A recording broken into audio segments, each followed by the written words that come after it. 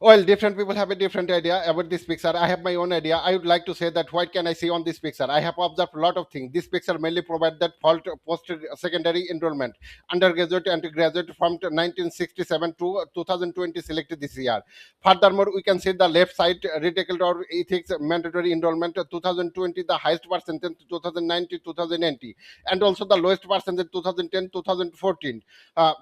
In addition to, we can say the left right side the black or African American enrollment the highest percentage 2020 and 2019, and also the lowest 2010. In conclude, we can say there are different types of color like blue, yellow, red, purple, and so black.